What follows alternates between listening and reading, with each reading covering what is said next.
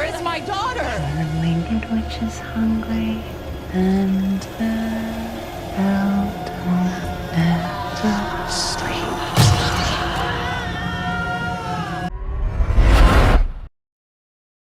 Hey, pals and gals, let's talk movies.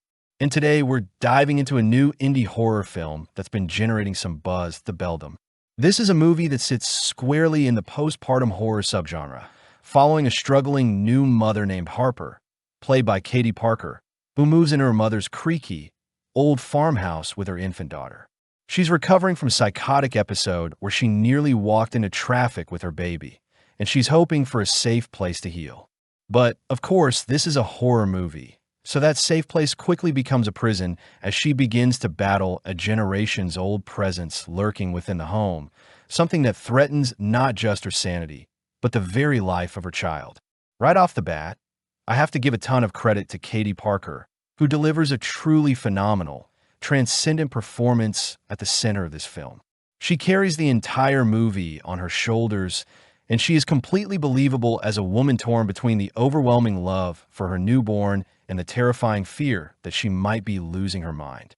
The film is shot in a way that puts us directly inside her head, with slightly off-center framing and a disorienting atmosphere that makes you feel her persistent nausea and paranoia.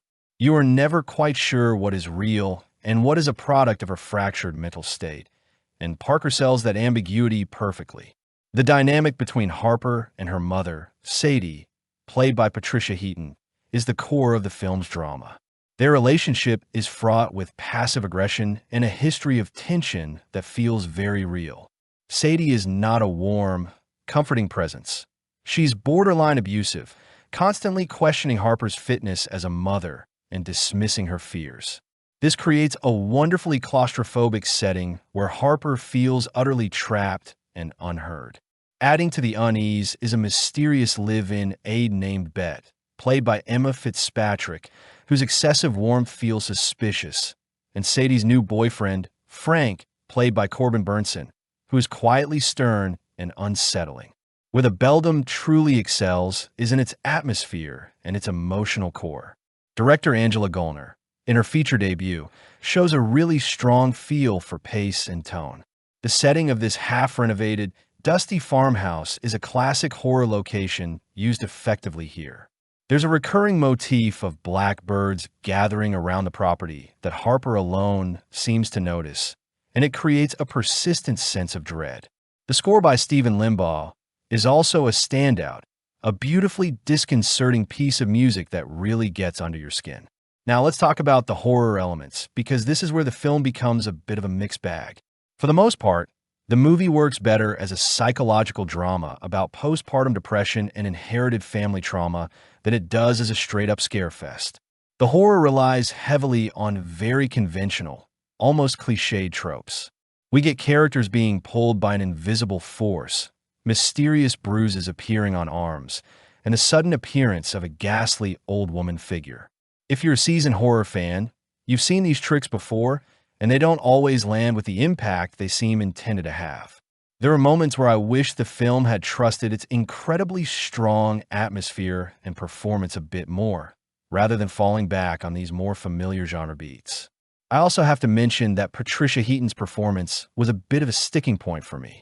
While Katie Parker is giving it her all, Heaton feels surprisingly inexpressive and almost asleep in some of her scenes. It makes it difficult to connect with her character's journey, which becomes a problem, especially when we reach the third act and the film requires a bit more from her emotionally. But guys, that third act is where The Beldham truly won me over. The film builds to a series of revelations that completely recontextualize everything you've seen before. I won't spoil anything, but one twist feels a little telegraphed, while the other is an absolute wrecking ball of emotional weight.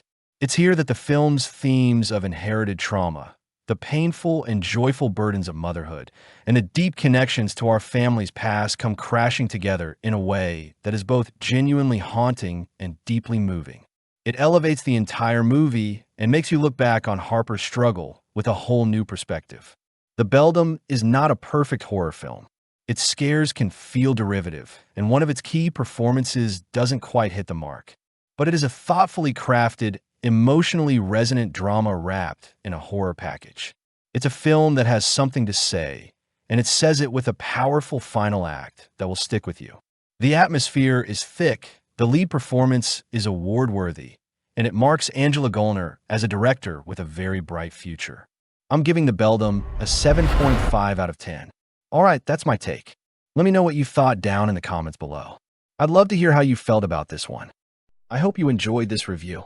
If you did, please like, subscribe, and hit the bell to stay up to date with all my movie reviews and movie analysis. I always appreciate your time, and I hope to see you in my next video.